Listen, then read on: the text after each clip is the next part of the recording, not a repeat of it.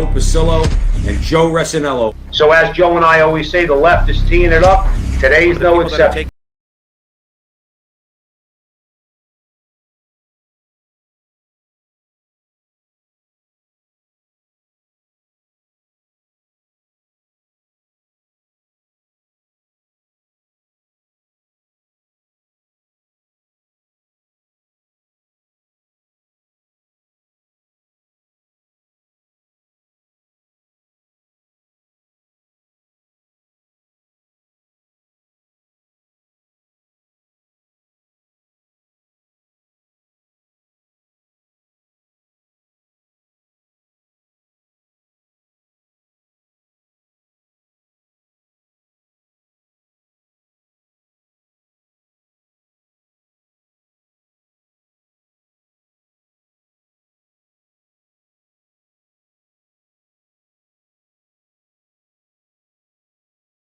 Everywhere.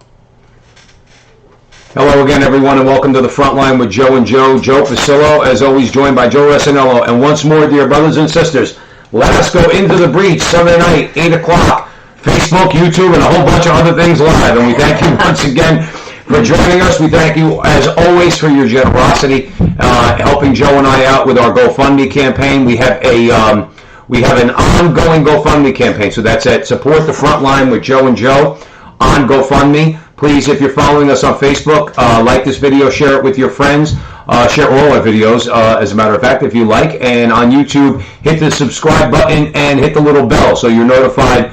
About everything that we got going on YouTube. So we have a great show for you tonight. We have a lot of things that we're going to go over, and things that we feel like that have been in the news, but we want to talk about anyway. We want to give you the front line with Joe and Joe, take on these things. First of all, we're going to start with the debate, okay? And I don't care.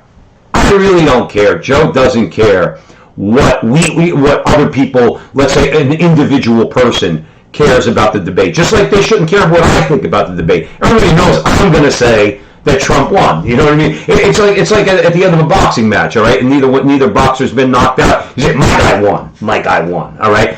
But there are some measurements to see what, in a broader sense, the American people seem to think about that. And you want to know what? That you want to listen to. And we're going to break that down too, because we have one of Joe Resinello's favorite segments, Metrics That Matter. Okay? And metrics do matter.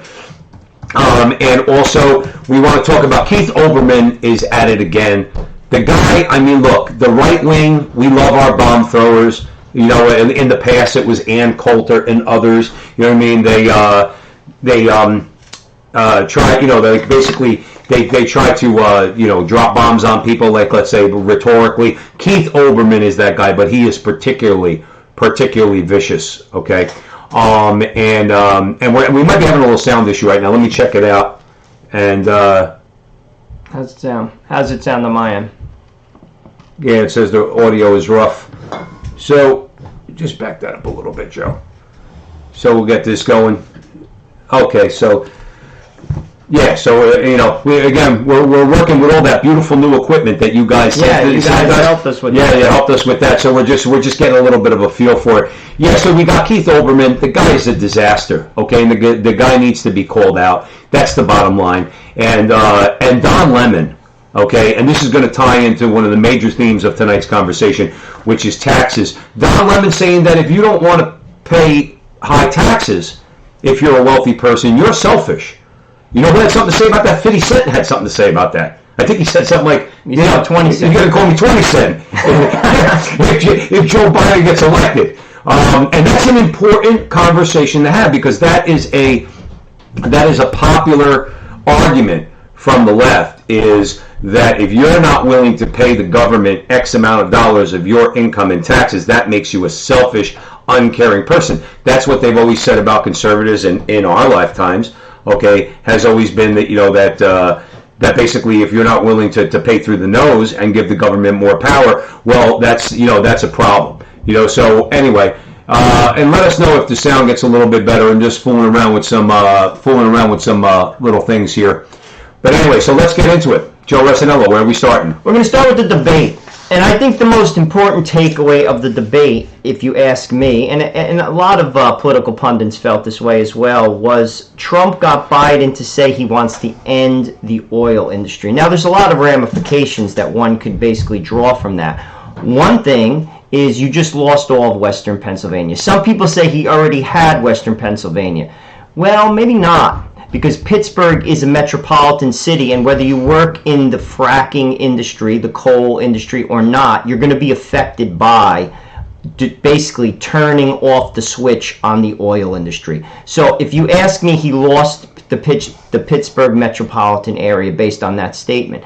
But also, this affects middle-class people. Do you realize that because Trump has made us energy basically dependent, gas has been pretty cheap? If this is the case, you do realize at the minimum gas is going to go up probably $1 a gallon. A lot of people drive big vehicles in this country. I drive a Toyota Echo, but I also have a minivan. But I don't drive to work because I work in New York, and now I'm working in my basement like Uncle Fester.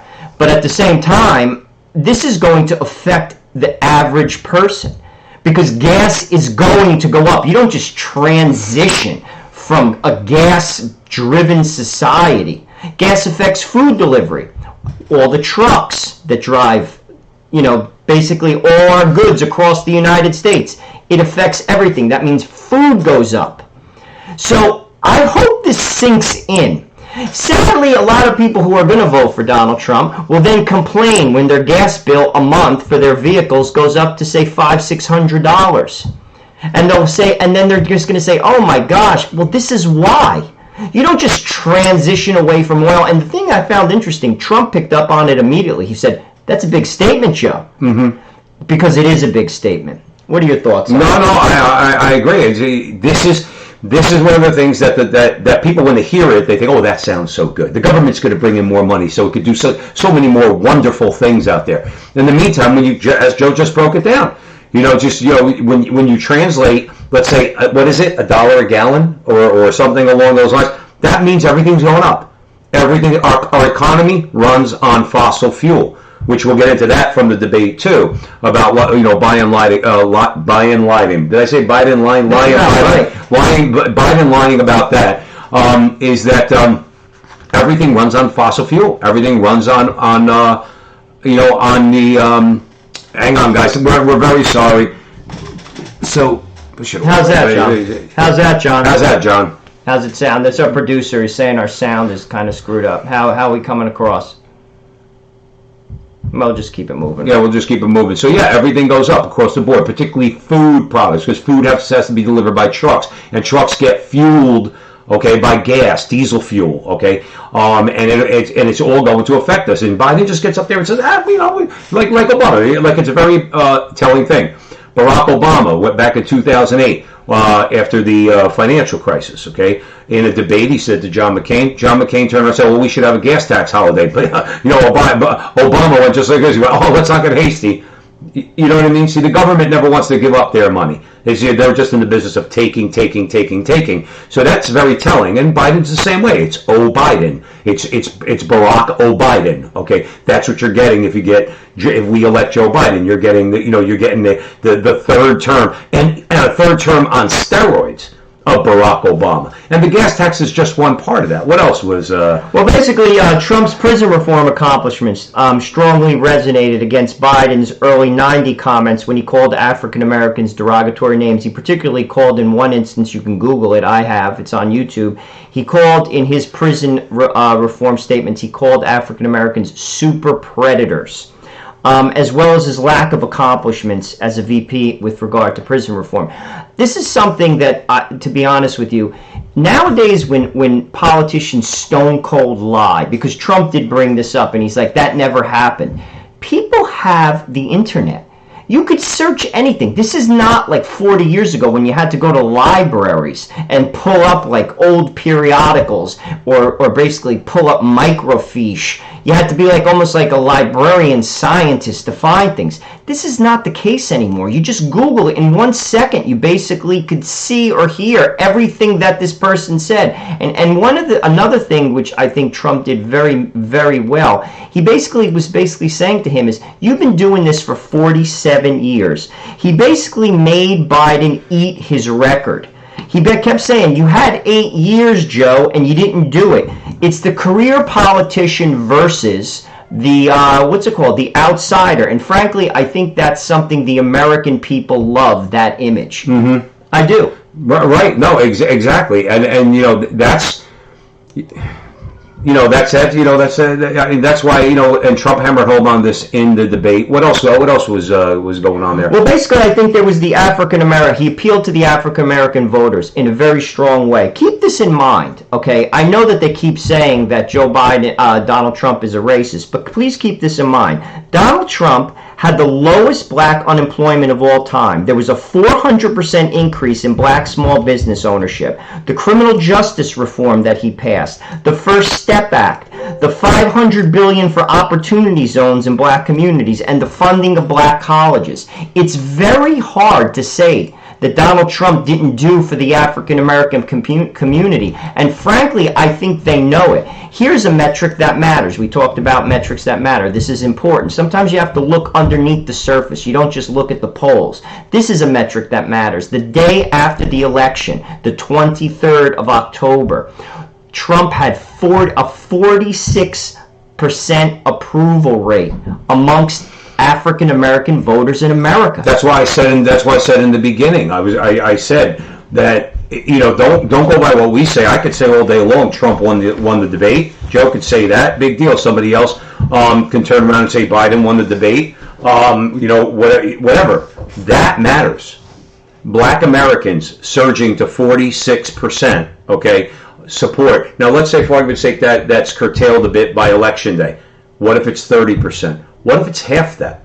Half that is disastrous for the Democrats. 23% support, like actual, not just verbal support, but actual voting for President Trump. 23% amongst African Americans is a disaster for the Democrats.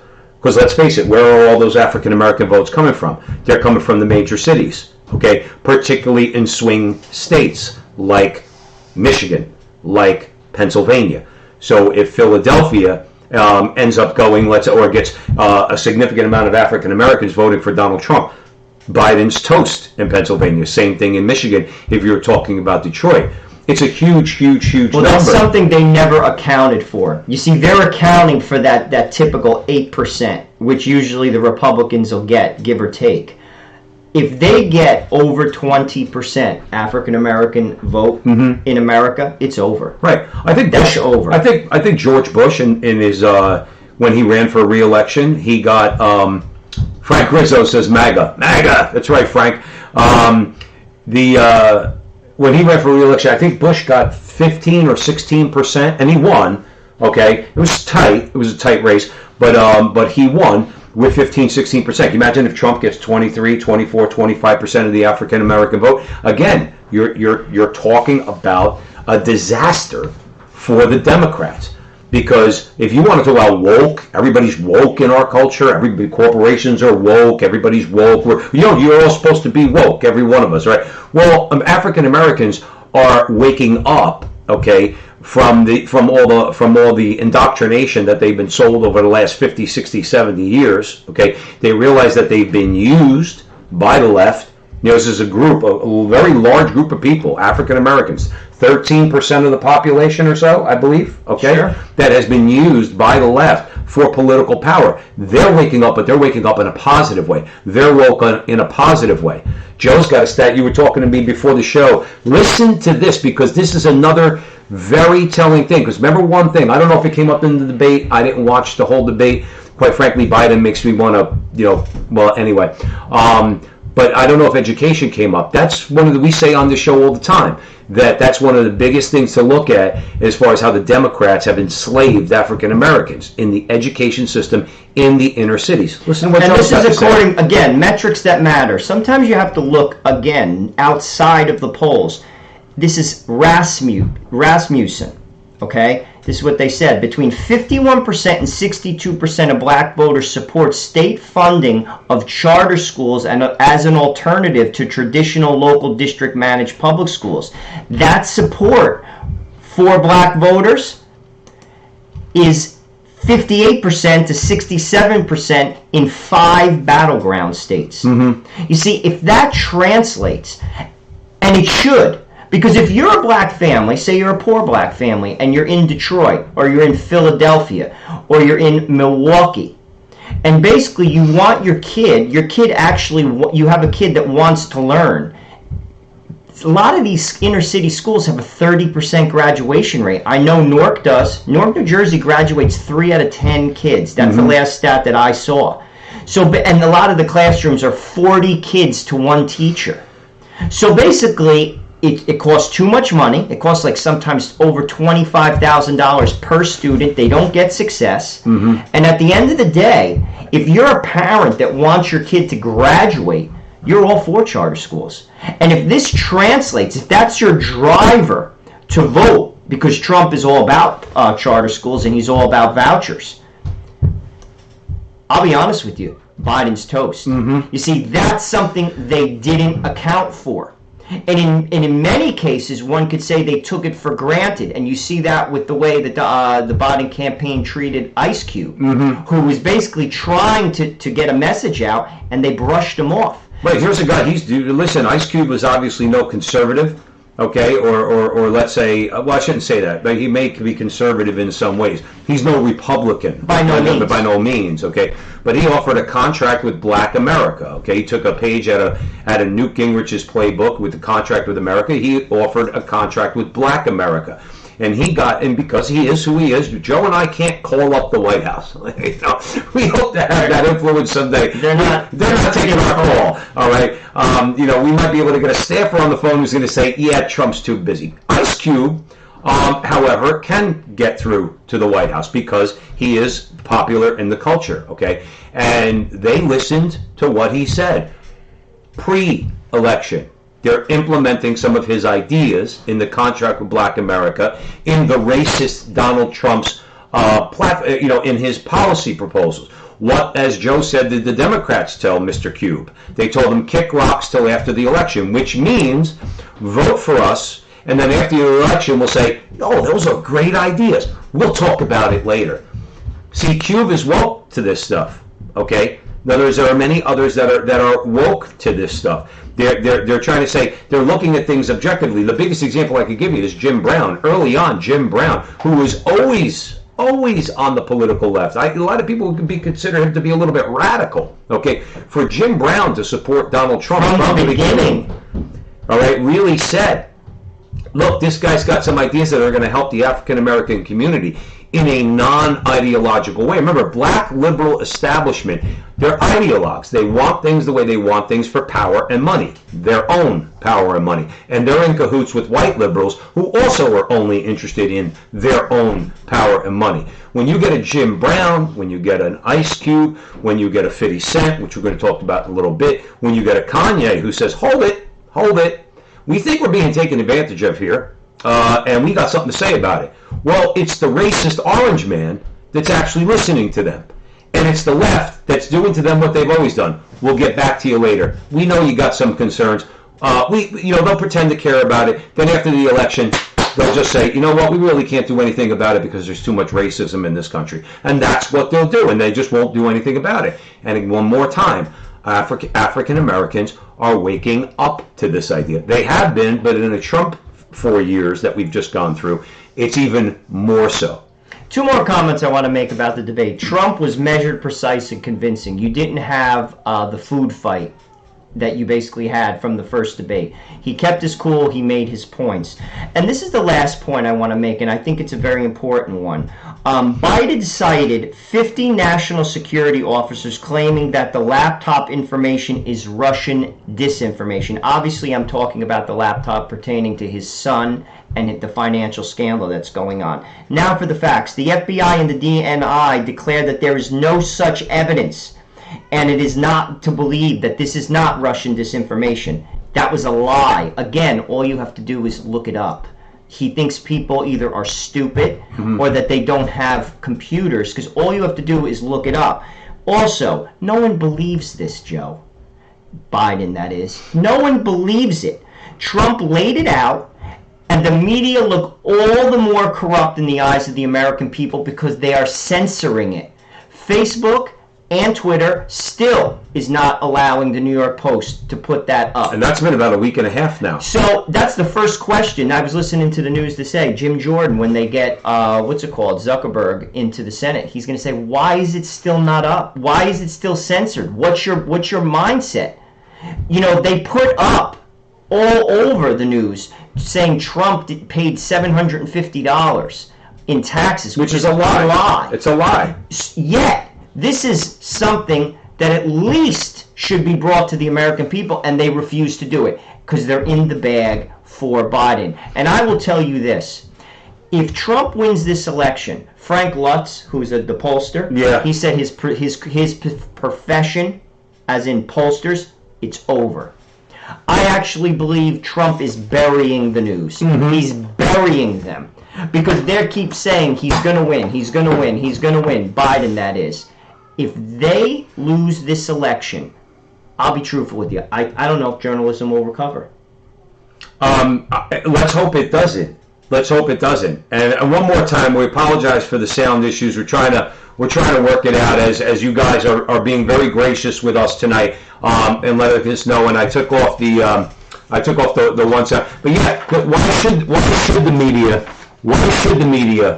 And let me know what you think about the sound right now, guys. Why should the media come back? We don't need this media. This is not a free media. This is not an independent media. It is an extension of the Democrat Party. That's not just a cliche. That's not just an attack. It's the truth. They've been attacking Donald Trump from day one. From day one. Okay? And yeah, so I don't think the media should survive at all. Let's hope that they don't. Let's hope that they don't. Hold on one sec. We're just trying to figure out something with the mics.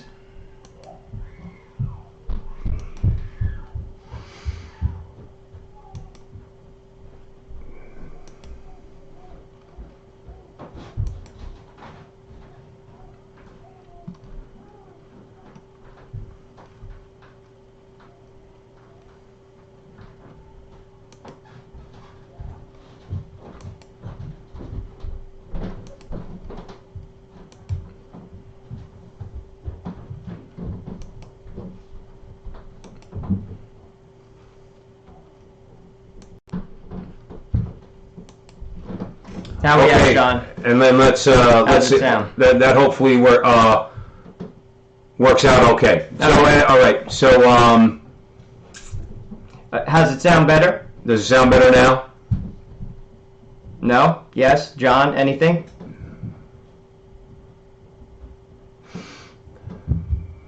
All right, John's going to our producer's going to take over and kind of trying to work it out. All right, in the meantime, that's why I'm not yelling so much. It's all right. We'll figure it out. Yeah, so all right, let's go to what's it called? I think this was a really good article. It came from Michael Warsaw. He's the CEO of EWTN, and he's basically saying that the election presents two completely different views of America. He's basically bucketing what the candidates stand for into these particular views. And let me just share that with you. I think it'll make for a good conversation.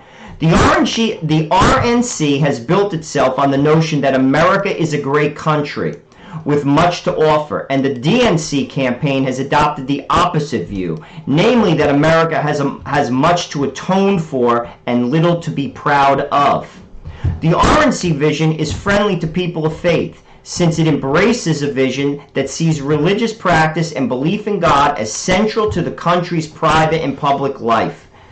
The DNC's view sees traditional religious beliefs as a major threat to the country and religion itself, especially Christianity, as something that should be subverted and brought into the progressive fold, not something to be celebrated for what it is and what it believes. Mm-hmm. That is so true.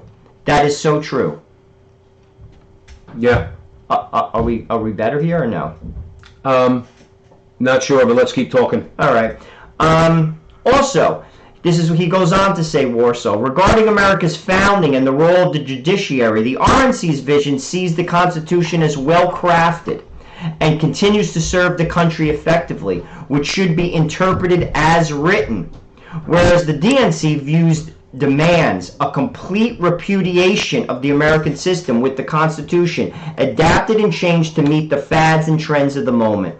The RNC's vision, with the traditional view of our country, holds that all Americans, including those not yet born, have a God-given right to life, the first right listed in the Declaration of Independence. And the DNC's view, on the contrary, sees abortion as something to be celebrated and defended.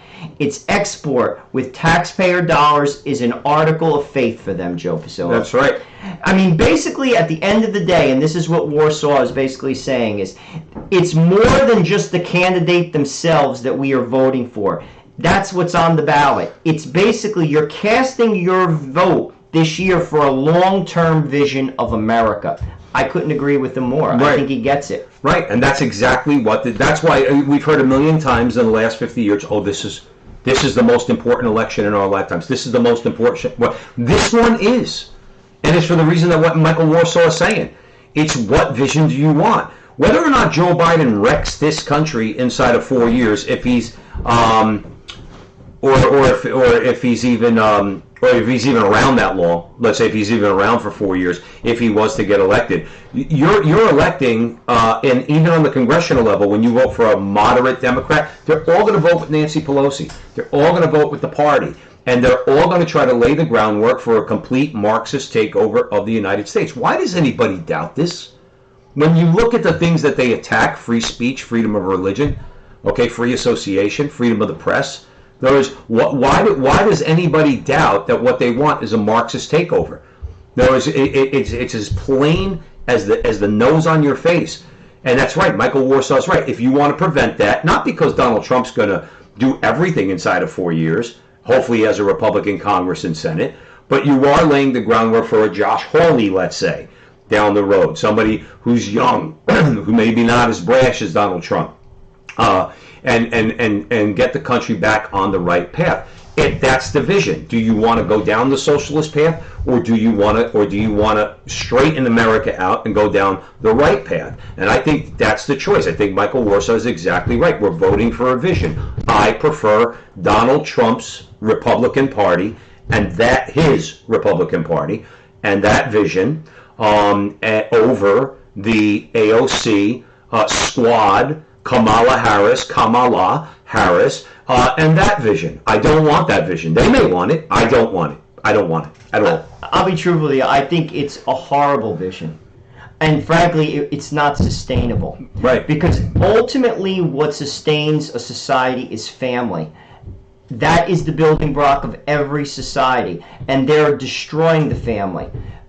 Family is one man and one woman in marriage. That is sustainable.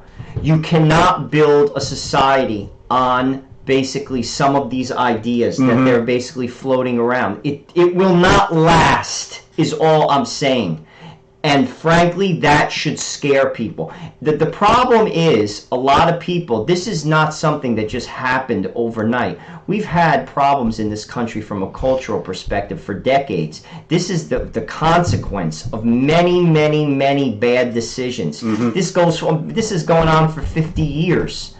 People, you can't even speak sense to some people. You can't speak sense to them. And that's the sad thing. And this is where, I'll be honest with you, speaking from a Catholic man's perspective, maybe God is going to make us fall.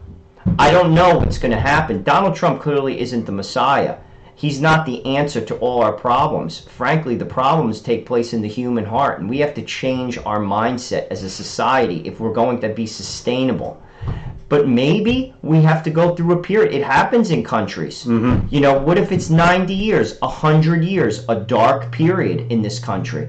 Because that's what will happen. Right. I got news for you. The Democrats, look at the fruit of their legislation. Look at how they govern. Look at the cities that have been under Democratic control for decades. Are they thriving?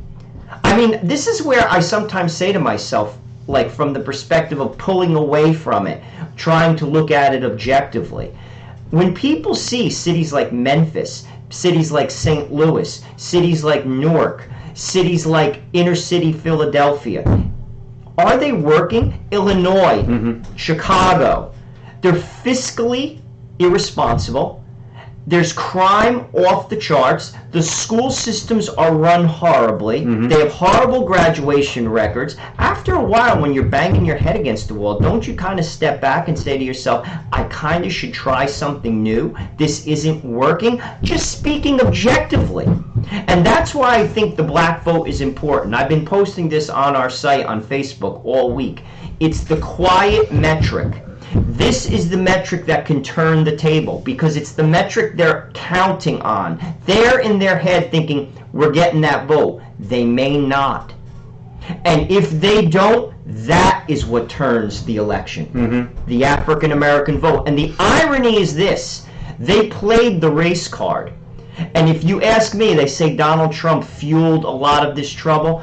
You notice, as soon as the rioting was hurting Joe Biden's campaign, it stopped. Right. It stopped. Doesn't that tell you? Doesn't that tell you anything? I'm not a conspiracy guy, but as Don Corleone would say, I'm a very suspicious man, and I am. Here you go quoting Don Corleone. Well, there it is. But I mean, it stopped. So the point of the matter is, wouldn't it be ironic if it was the thing that they tried to use to topple Donald Trump turns out to be the very thing that makes him win? I think it would be interesting, and I think it's possible. I think it's possible too, but and it goes back to the wokeness of the African Americans. All the entire agenda that's been pushed by the left, okay, whether it's LGBT, whether it's abortion, okay, because Kanye's out there, he's on video yelling at his wife Kim Kardashian. They're telling us to kill our babies. They convinced us to kill our babies. All right, they're starting to get woke to the whole cultural agenda of the left too. Abortion, gay marriage, transgenderism. Black people don't go for this stuff. And by the way, as a group, okay, the vast majority of African Americans they don't like it when the LGBT crowd wants to equate what, let's say, their quote-unquote struggles for civil rights with African Americans' struggles for civil rights. African Americans, they balk at that. They balk at that. They're like, don't compare what we went through to what you want. You because they don't agree with it. Even Democrat African Americans, they don't agree with the whole LGBT agenda. Many of them don't agree with abortion, okay? And that's why a lot of them are leaving. That's why a lot of them are leaving the Democrat Party, because they don't agree with that stuff. Now you take that, you combine that with the fact that they realize now that they've been used for how many decades, that translates into what could really be a disaster on November 3rd, which we could only pray for. A disaster for the Democrats. Talk about prayers.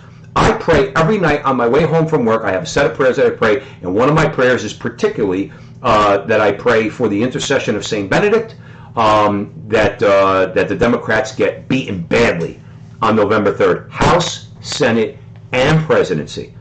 See, they don't want to give up 2 inches. They won't give up anything, nor do we. That's why Amy Coney Barrett, by the way, is going on the Supreme Court tomorrow. Joe told me before the show, Lisa Murkowski is now on board, okay, with voting for Amy Coney Barrett, okay? It's a done deal. You see, don't give them any wiggle room. Same with the election. Hammer them beyond belief every place you can and try your best to get that gavel out of Nancy Pelosi's hands. That's one of the biggest things that can happen. If there's a red wave, which, as you said, I think a lot of people were being quiet, just like there were in 2016. I think even more people were being quiet in this election than in 2016, but they're going to go and vote. Well, my ballot's filled out. Knows my wife and I did it today. Tomorrow, when I'm on my way over here, because Joe and I have an interview to do it at noon tomorrow, I'm going to be dropping my ballot in the drop box, and I'm going to make sure I vote. And the thing is, if you get a down ticket, if Donald Trump has, what do they call them, coattails. In other words, if everybody's just going Trump and then their congressmen and their senators, okay, you may very well have Nancy Pelosi losing that gavel. That would be, alongside a Trump victory, that would be a real, true win. See, political power is not given away, it's taken. Basically, what I'm kind of hoping the outcome of this basic presidential, election is this: they lose the House, they maintain the Senate, and we win the presidency. These ideas are dangerous ideas. Frankly, if you ask me, the change that they're looking to bring, it's not an American idea. Change is obviously a human idea. They don't believe in the country. These people don't believe in America. Well, they don't like America. Their vision is not an American vision. America is not a socialist country. It never was. People escaped and do continue to escape socialist countries to come here. That's just one of many things that they're trying to shove down our throat. I don't own a gun, but people like guns in America. It's part of the fabric of the nation. They want to take that away, and they will. What they're going to do is they're not going to be able to change the Constitution. They're going to tax people that have guns. They're already talking about taxing people $200 per gun. Right. Changing the laws, basically outlawing certain types of guns through legislation. What they're going to do is they're going to institutionalize the fraud that they're trying to commit. They're going to put it into law. That's why they have to be crushed politically, not physically. Politically, their ideas must be crushed. And when they are crushed, and if they are crushed, and that is my hope, what will happen is their own will turn against them. There will be Democrats that will talk to the people like the AOCs, to the the Tlaibs, and they will basically say, listen, your ideas don't resonate with this country. I'm sorry, we have to change direction. And that's what I'm hoping happens with this particular election. Barack Obama, and to this day, he ushered in this seed into this country. It must be crushed. Not him, his ideas. And the country must basically come to the middle again. But here's the thing, though. You're talking about a group of people. See, Joe just made a very good point. Scalia made this point, too, by the way. Well, I don't battle against people. I'm paraphrasing. I fight against ideas, not against people. We feel the same way, okay? They do not feel that way. And again, I'm not accusing them of anything that you can't see with your own eyes over the last 6 months, and all the riots and hitting cops over the head with baseball bats and shooting at them and breaking things and looting and everything else. They're not interested in defeating you in the free marketplace of ideas. They will take your life. They have no problem doing that. Why? Because they're Marxists. That's what they are. What do Marxists, what is the hallmark of a Marxist? They're willing to take anybody's life at any time under any circumstance. They don't care. That's what you're dealing with here. That's why, as much as this is a political and a culture war, this is also a spiritual battle. These are people who have embraced the worst evil. Marxism is one of the worst evils ever to creep upon the world stage, okay, in all of human history. And the people have shown that. That's not just some blanket, some blind statement. The communists and Marxists, they have shown their propensity to kill other people in much, much larger numbers than any other group in history. Okay, they're murderers. Okay, their father is the father of lies and the murderer from the beginning. Okay, but that's what they do. They're not interested in what Joe said. What Joe said implies civility, a little decorum. Okay, a little back and forth, a little compromise. These people are not interested in compromise. They're interested in power. They want power now, and if you stand in their way, they will cut your throat. That's the bottom line. That's the bottom line. Here's some. We wanted to also illustrate some examples of Biden's history. He's like a lot of times Biden will say that Trump is radically charged. His conduct doesn't behoove the person of a president. He's not presidential. You hear that constantly. I want to give you some examples of Biden's radically charged behavior. Some of the comments that he has made. You may not have heard them, but I want to share a few with you. Biden opposed busing in the late 1970s, and he expressed fears that it would lead to a racial jungle. His words, not mine. Biden voted to protect tax-exempt status of private segregated schools. He voted for this. Biden told black radio host Charlemagne the God. Every time I say that, it makes me twitch, the God. But anyway, let me not digress. How about you just say God, Charlemagne the God in his own mind? If you have a problem figuring out whether you're for me or for Trump, he's talking to Charlemagne, who is an African American, then you ain't black. Biden Biden told Asian and Latino Coalition, a coalition in Des Moines, Iowa, that poor kids are just as bright and just as talented as white kids. Do you imagine if Donald Trump said that? Any Republican said that? Do you imagine, let's not even put that you said that at work in the corporate... Somebody said that, somebody called us racist. It's like we never said anything that's even on the same planet as that. Being critical of Black Lives Matter, I guess, from a lot of people who are critical of Black Lives Matter, and some of them are black. Right, but a lot of people would say if you're critical of Black Lives Matter, that makes you a racist. Okay, fine, I'll argue with that. But this is blatant racism. In other words, this is Biden. Poor kids are just as bright as white kids. How do you get away with that? If you say that, how is the media saying you're fired? You're fired. They'd be like, what did you just say? If you said something that was a fraction as bad as that, you're out the door. Okay, they're not going to put up with that. But Biden, why? Because we said this a few minutes ago talking about the media. And should the media come back in this country? No, not this media. Not this current media, not CNN and MSNBC, and their stranglehold on the American media needs to be broken. One of the best ways it was, and this is another conversation not for today, one of the best ways to combat them is what we're doing here. Social media, okay? Where, listen, if I say something or Joe says something, you could fact check us. In other words, you could say, if we say something that you think we're lying about, you could fact check us. That's why the good Lord invented the internet, okay? It's a purely free marketplace of ideas. So now when you get social media and the rise of social media, where many people get their news and information from, okay? Some of it's nonsense, but much of it is not. And much of it is very valuable, okay? What happens? Then the mainstream media and the government, they get in bed with Silicon Valley. Now you're going to have hearings, hopefully this week, where Josh Hawley and others are going to they're going to call Zuckerberg and who's the other guy, the mutant, Jack Dorsey, and call them in front of the Senate and question them. So you really have so many forces against you. Can you imagine if we had a free press in this country? Donald Trump would probably win the Electoral College he probably would win New Jersey. Even if if you could imagine that, he probably would win a state like New Jersey if the media was actually fair. If they covered both Donald Trump and Joe Biden fairly, but they don't. Well, he goes on. He's not done. While delivering remarks before a black audience in Delaware, Biden launched into a meandering story about a gang leader and claimed that he learned about roaches while working at a community pool in a black neighborhood. In 2008. Biden referred to then-President Barack Obama, get this one, as the first sort of mainstream African-American who was articulate, bright, and clean. Can you imagine, again, saying something like that? He's not done. In 2006, Biden told CNN, you can't go to a 7-Eleven or Dunkin' Donuts unless you have a slight Indian accent. And lastly, Biden falsely claimed he marched in the civil rights movement.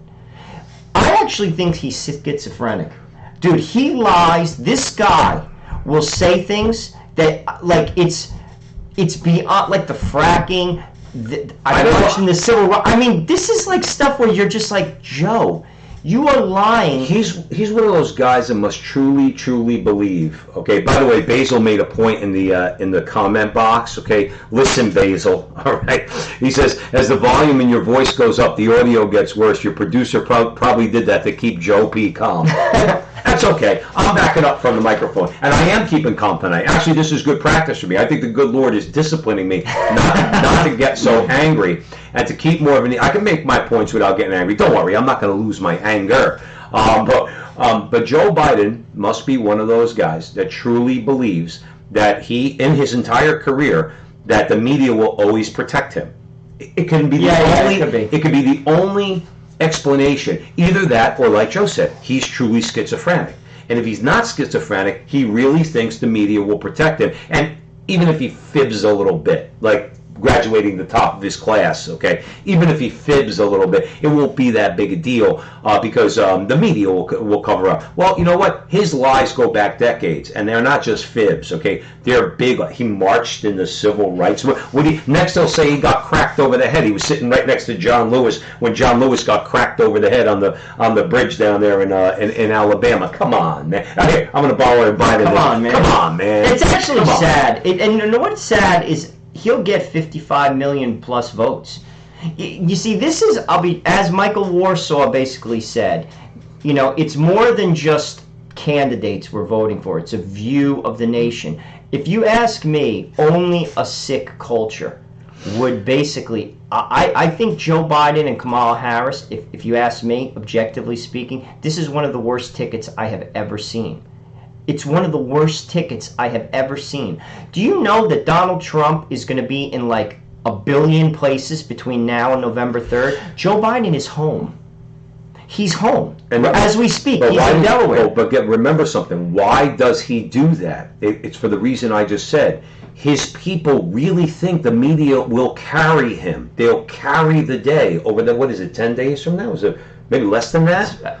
That's immediate. Yeah, it's 9 days. How could you compare a guy who basically has seen in the last month, I think it's in the last month, he's given rallies, public appearances, where he's had about 90 people in total in the audience when you count up all these public appearances when he's not hiding in the basement or putting a lid on the day, okay? Trump has gone now in front of 300,000 people.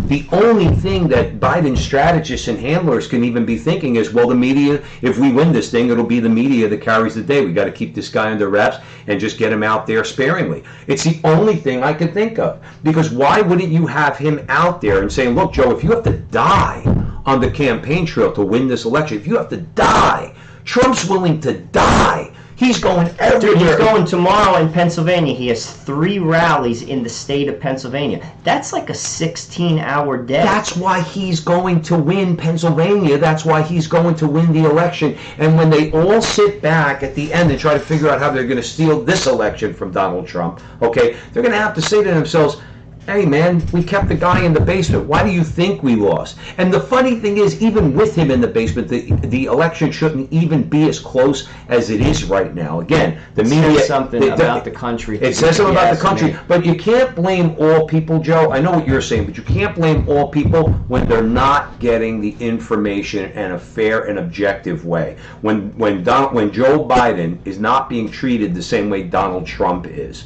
Okay, so you can't blame people if they don't have the information. Yeah, but people, it's also, I'll be true with you, their platform is just horrible. But Joe, that's my point. It's like I think it was Maribel. Maribel, I hope you're still with us. She was in the comment box. All right, her last name is Perez. Okay, obviously Maribel is Hispanic. Maribel said vote pro-life. All right. God bless you, Maribel. That's what Joe and I say. Vote pro-life. Okay, that's our primary reason for voting for Donald Trump.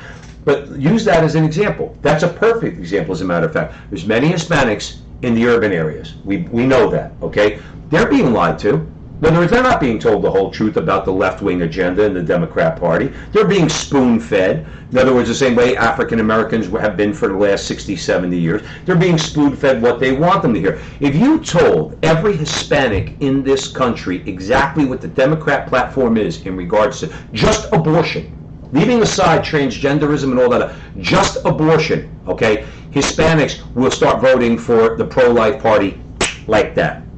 Like that. Why don't they? Because they're not getting the information that they're supposed to be getting. That's it. So I know what you're saying. It's a shame that the race is this close, and there's 40% of this country that's going to vote Democrat no matter what. No matter what. But that balance of many of those people, they're not getting all the information. Okay. Let's talk a little bit about Keith Olbermann. He's made some serious, dangerous statements lately. They're disturbing. This guy's disgusting. And this is just in case you haven't really. Keith Olbermann was on SportsCenter. I actually think he was fired from SportsCenter, ESPN. I would hope so. Now I think he's an independent guy. Hey, listen, they fired Rush Limbaugh years ago when Rush Limbaugh was doing the Sunday Night Countdown with Chris Berman, okay, and Rush Limbaugh didn't say anything bad, anything racist, and they blew it out of proportion. I wouldn't be surprised. I think Keith Olbermann, for the stuff that he says, is infinitely worse than anything that Rush Limbaugh ever said. And Rush Limbaugh didn't say anything bad. This guy is, I call him a bomb thrower. He's keep this in your head before Joe tells you about this, okay? Keith Olbermann is the embodiment of that Marxist who we said earlier will cut your throat if he had the opportunity to do it. If he thinks that he can get his vision for America and the world across, if he can gain the political power to do it, and he's got to cut your throat to do it, just listen to his words. Last week, now Joe's going to tell you what he said this week. Last week, let me refresh you. Is that okay? I'm going to read it. Joe's going to refresh you what he said last week, then what he's saying this week, okay? And you think in your mind, come up with your own conclusion. Would this guy put a bullet in my head if it meant political power for him and people like him? I think you'll come up with the conclusion that the answer is yes. Basically, during an unhinged rant about President Trump and his response to the coronavirus, Oberman said that the president should be given the death penalty for each of the 220,000 Americans who have died from the virus. This is the same Oberman who called Trump supporters maggots, who should all be prosecuted. And this was his complete comment last week. If you haven't heard it, you should Google it. And you can listen to it. I've listened to it. This is what he said. He said, "So, let us brace ourselves. The task is twofold. The terrorist Trump must be defeated. He must be destroyed, must be devoured at the ballot box. He and his enablers and his supporters and his collaborators and the Mike Lees and the William Barrs and the Sean Hannitys and the Mike Pences and the Rudy Giulianis and the Kyle Rittenhouses and the Amy Coney Barretts must be prosecuted and convicted and removed from our society while we try to rebuild it. And to rebuild the world, Trump is nearly destroyed by turning it over to the virus." Now stop right there. This is what they do.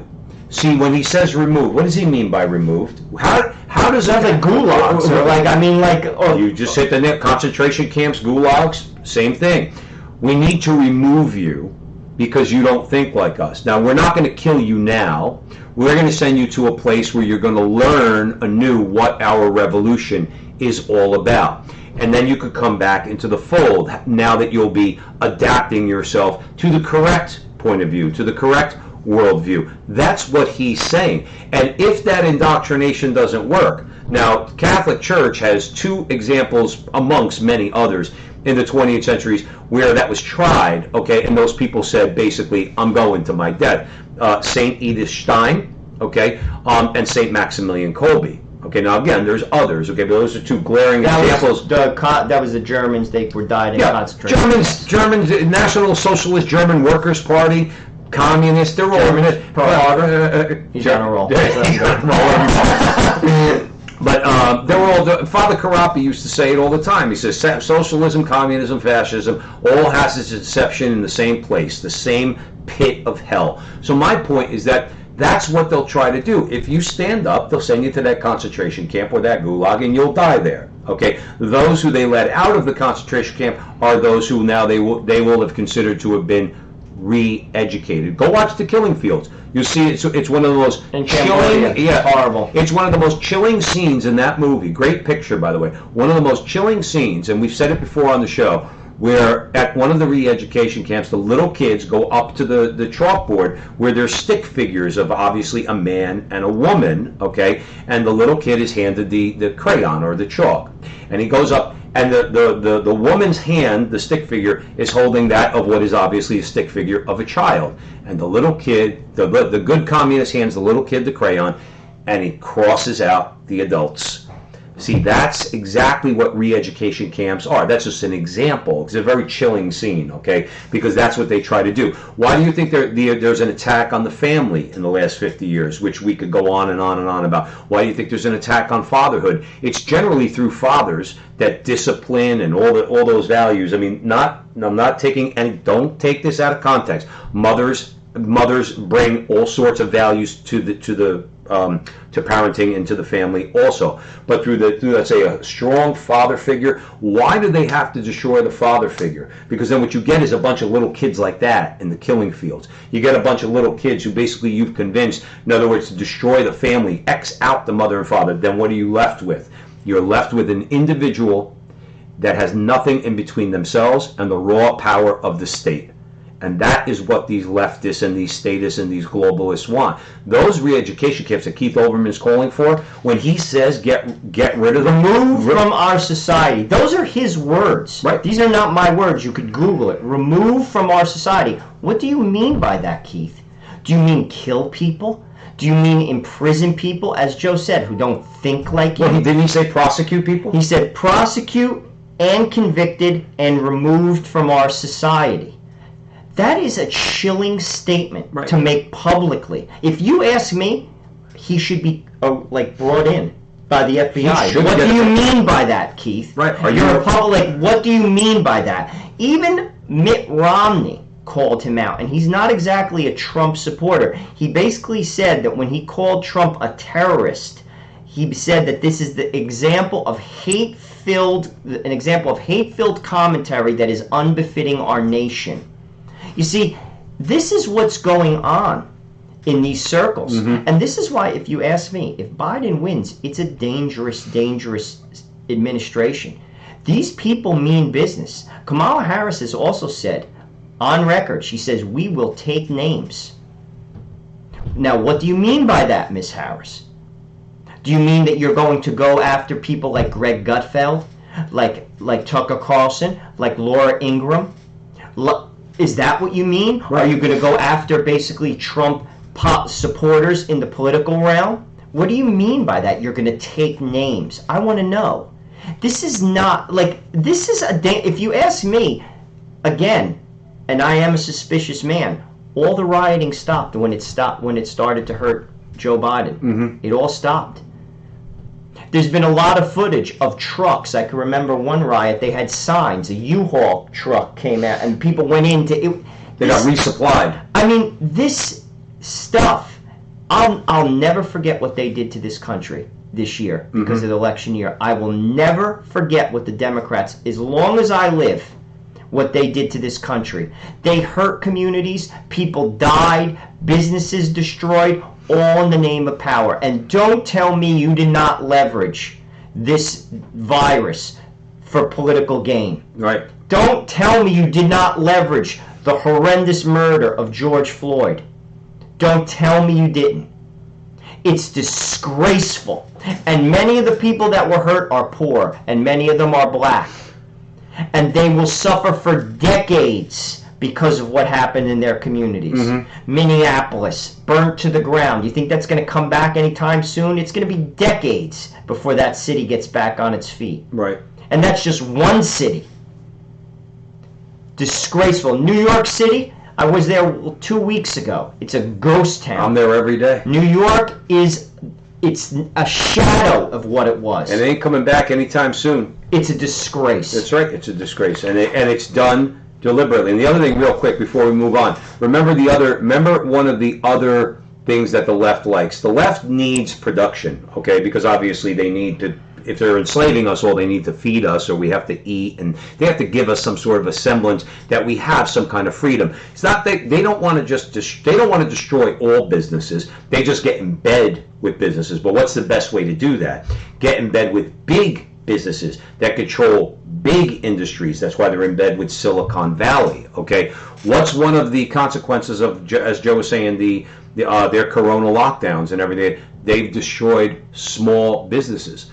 One of the things they lament publicly is Donald Trump's destroyed all these small businesses. No, you did.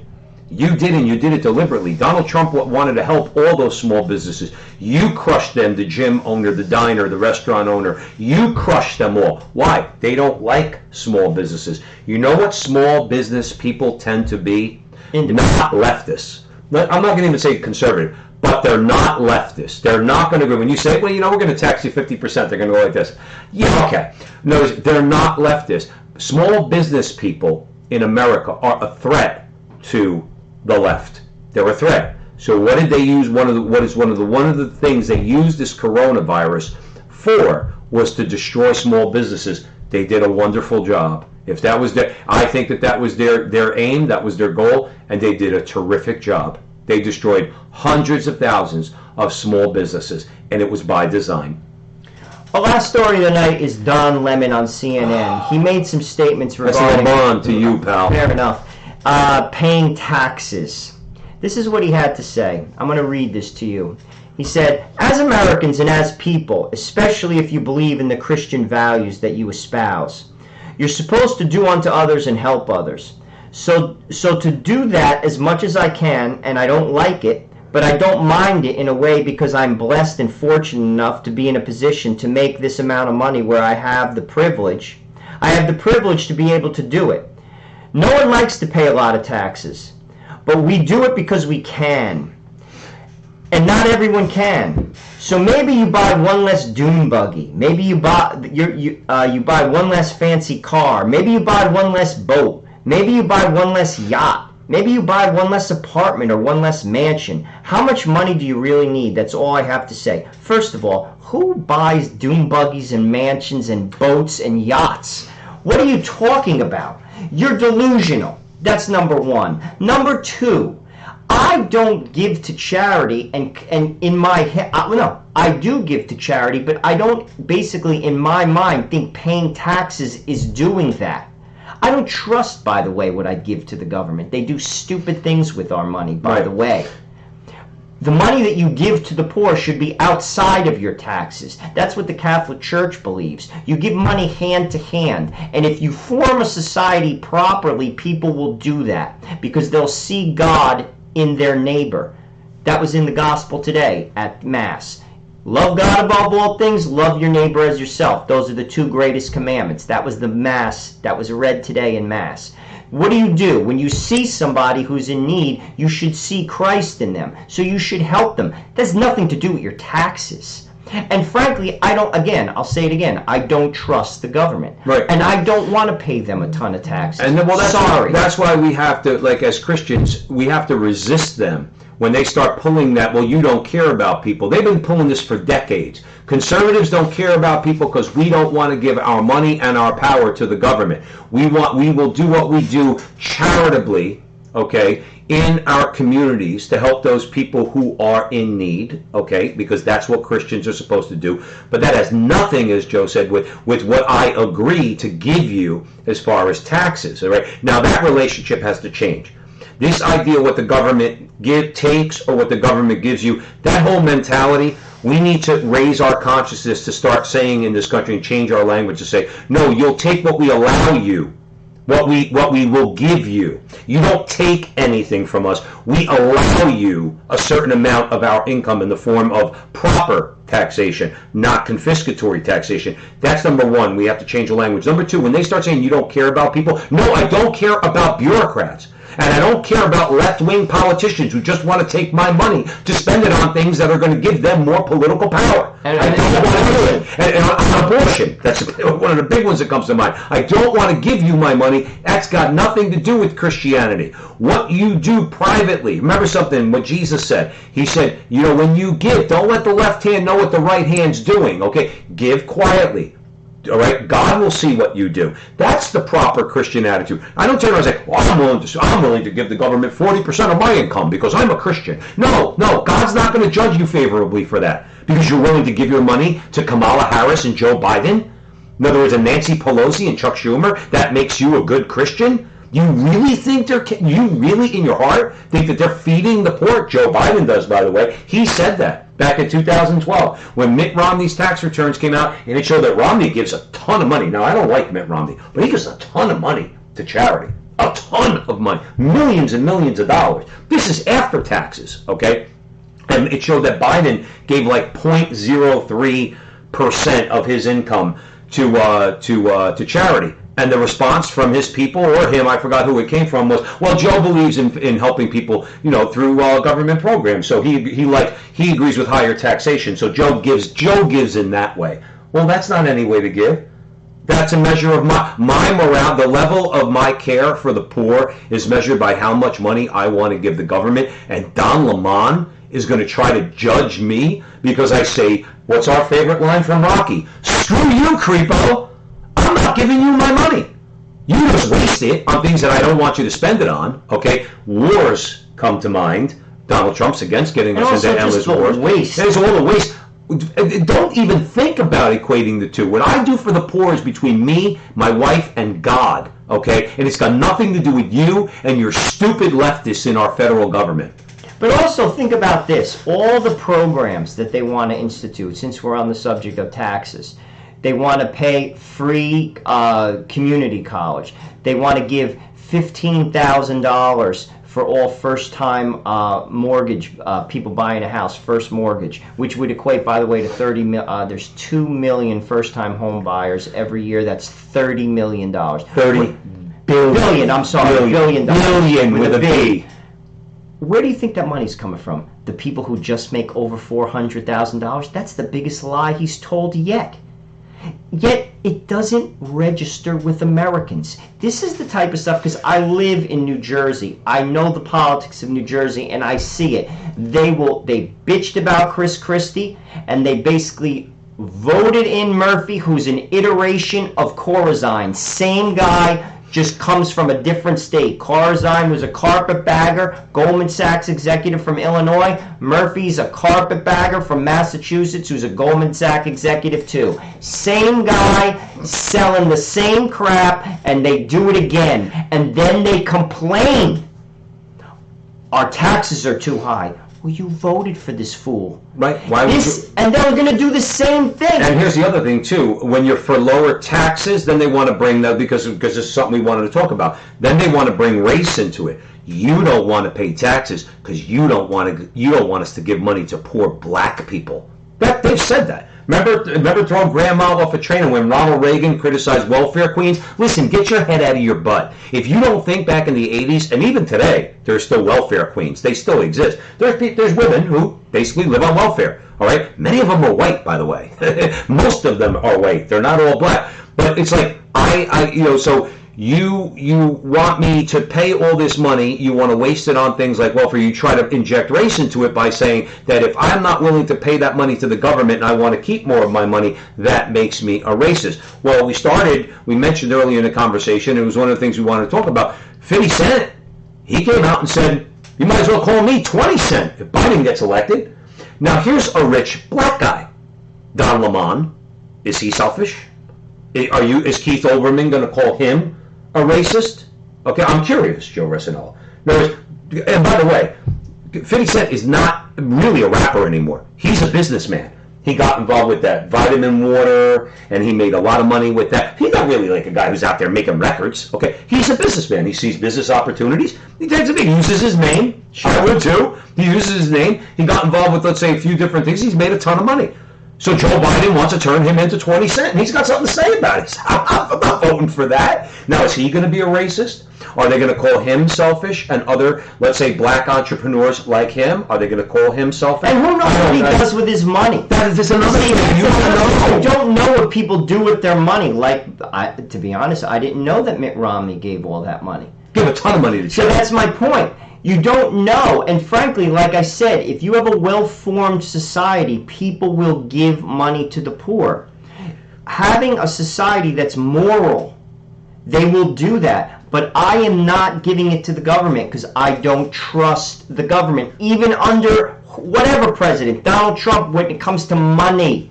I don't need to give you money for you could have social programs. Do you know that poverty in the black community was higher under Barack Obama than it is under Donald Trump?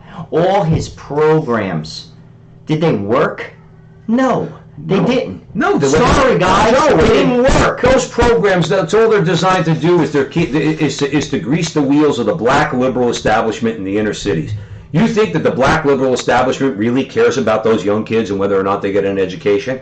They're corrupt politicians. They're stealing left and right, and I see that in Newark, New Jersey. Right, it's been happening in Newark for years. So stop thinking that we're all so naive, all right? The black liberal establishment does just as much to keep down African Americans in this country as the white liberal establishment. They're all in bed together. And why? Like Joe just said, because Barack Obama said, well, I'm not taking money, Joe the plumber. Got to take your money, we've got to spread it around. I think that'd be a good idea. We spread it around. Well, who are you spreading it to? You spread it to your political cronies, all right? And people like Maxine Waters, okay, who doesn't live in her district in South Central, who lives in a $4 million house. Where do you think your tax money's going? Don Lemon? In other words, when I say I'm not going to pay any money to put Maxine Waters in a $4 million house, and I don't want to spend any of my tax money going to grease the skids of the black liberal establishment in the inner cities that are holding black people down. I don't want to do it. Okay? And if you think that makes me selfish, I'm going to fight you tooth and nail. I will tell you this, tell us to our face. Instead of hiding behind a camera, I tell you to your face that you're absolutely wrong. You are absolutely wrong. Don't call people selfish because they don't want to give those leaders that you support money. I don't want to give them my money. I don't want to give them. I want to give the money, the government, the barest amount of money that I need to for them to do the barest amount of things that they need to do. Other than that, I don't want them to do anything. I want the states to do some of these things, not the federal government. It's called federalism. The Catholic Church would call it subsidiarity. Okay, take care of problems on a local level, not on a federal level. Okay, if Texas is doing good, leave Texas alone. If New York is doing terrible, New York's got to straighten itself out. Okay, but it's got to be dealt with on a state and local level. So we don't want to give any more of our money to the federal government. It's bloated. They borrowed $28 trillion. Is that what the debt is now? Oh, I don't even want 28. So even our taxes are not enough to satiate their fiending to spend money and just spend money, like Joe said. Barack Obama's spreading money around for all those programs that don't do anything. So seriously. You know, I'll tell you the truth. If Biden wins, I don't want to hear it when gasoline goes up at least $1 a gallon. I don't want to hear it when you are taxed maybe 15% more, and you will be. Don't think for a minute that they're just going to tax people who make over $400,000 a year. I don't want to hear it, because that's what's going to happen. The middle class will get destroyed. And by the way, it's a lie that Joe Biden is not going to raise taxes on people making less than $400,000 a year. If you look at his proposal, I'm going to look at the details. I'll get back to you next week. The bottom line is, yes, you will be paying more in taxes if you make less than $400,000 a year. There's no doubt about in it. a different form. If you don't mind, let's end this conversation with just a quick historical example of what the left does when they sell all you middle class people out there a tax increase on rich people. When the personal income tax was instituted in this country, it was sold as a tax on the richest Americans to pay for the war effort. That was World War I. That was during the Wilson administration, okay? And by the time the New Deal came around, everybody was paying taxes. It's very simple. So a progression of about 15 to 18 years. It went from one of the richest people in America, that's the only people we're going to tax, and then 15, 18 years later, everybody's paying taxes. Okay? Now you tell me, they lied then, they're always lying. They always run out of rich people's money, and then the level will always have to come down to where they get to you. You're making $100,000 a year, but this poor guy over here, he doesn't have anything. We need to take more of your money. No, I don't want to give you more of my money. Well, you're being very selfish and you're being racist, so you're just going to have to. You're going to have to give us more of your money. Or and that's what they do. taxes and other things, and this is what they do in New Jersey. They tax gasoline. They raise the tolls on the parkway. The gas That's a tax. Gas tax. All of it's a tax. They they could hide things, and they do hide things. They're going to tax people with guns. They're going to get revenue from that. That's how they're going to control the gun population in America. They can't get rid of the amendment, so they'll tax you. Right. They could tax you because you drive a big vehicle. Your registration fees can go up. There's a million things they could do with that, and they don't call it a tax. But it is tax. Comes out of your pocket and goes into their pocket. That's tax. It's just not line itemed on the budget as a tax. Why is it, real quick, why is it that we have to pay fees to federal to state agencies? You already tax us. Why do everything should be free. For all the taxes we pay in the state of New Jersey, everything should be free. I go to motor vehicles, I don't have to pay for a license. I already paid you in taxes. I pay in sales tax, income tax. I'm not paying you. But I had to go, all right? I have business at the township where my mother lives. I had to get an affidavit for her from the town. I had to give them a check for $60. Why am I giving you a check for $60? Where my mother lives, they're charging an 81-year-old woman $11,000 a year in property taxes. Why am I paying $60?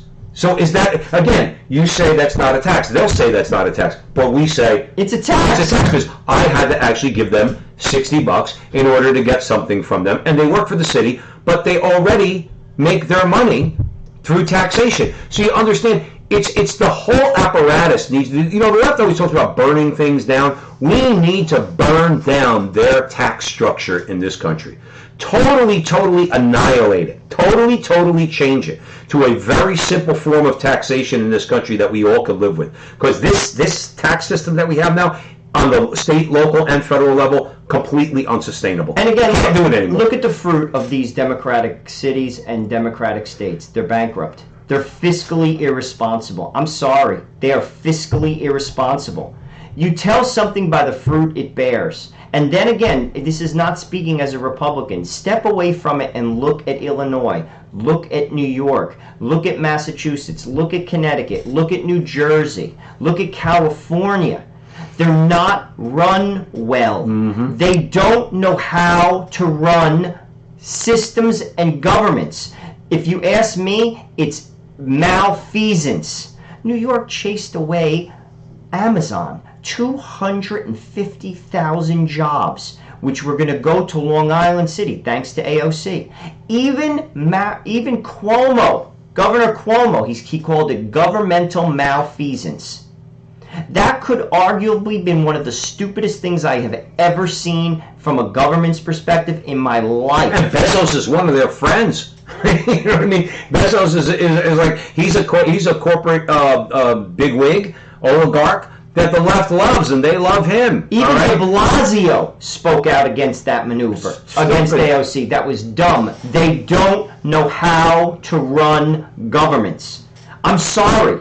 The fruit, your school systems stink, your budgets are horrible, and crime is rampant.